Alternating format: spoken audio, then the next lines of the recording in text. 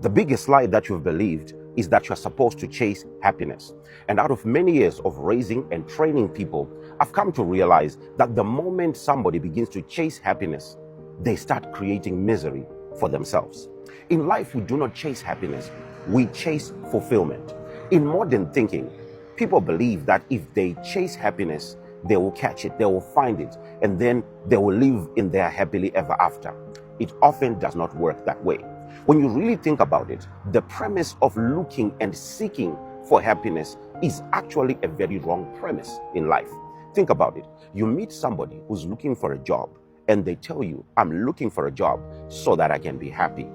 If they are looking for a job so that they can be happy, something is wrong. I know there's going to be a problem at that workplace because there are rules there and there are systems there that may oppose what they're looking for. If somebody comes to you and says, I'm looking for marriage, I want to get married. Why do you want to get married? So that I can be happy.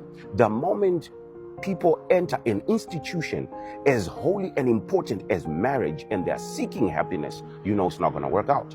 Why? Because every process has its systems. What if somebody says to you, I want to have a child, and when I have a child or when we have children, we'll be happy? I know you're going to ill-treat those children because you are not ready for how they are actually an individual on their own with their own demands.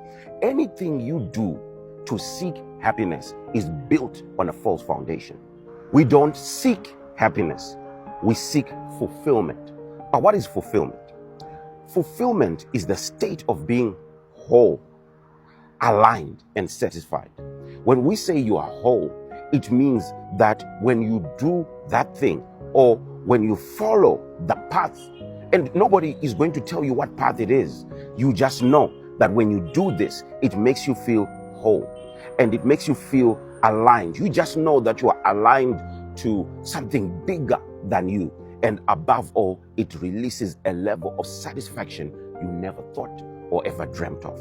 That's what fulfillment looks like.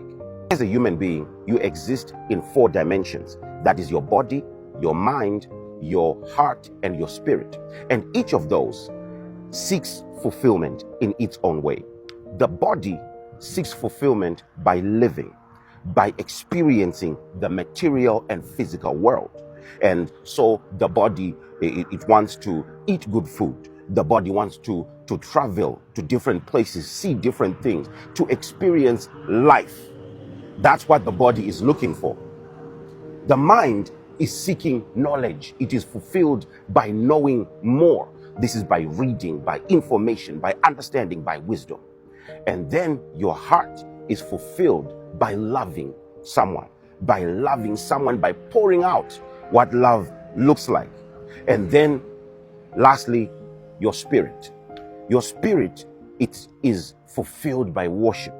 It wants to worship and to live a legacy. That's what your spirit is looking for. So fulfillment is body to live, mind to learn, heart to love, and spirit to live a legacy. That's what fulfillment looks like. When I was younger, I used to teach that you should find your purpose. You should look for purpose. I actually found out that sometimes your purpose does not have a name. Sometimes your purpose, no one has ever walked that path before. So you can't really find purpose by walking in purpose because you don't know what your purpose is. But if you follow fulfillment, if you follow that state of being whole, aligned, and satisfied, your life begins to develop meaning.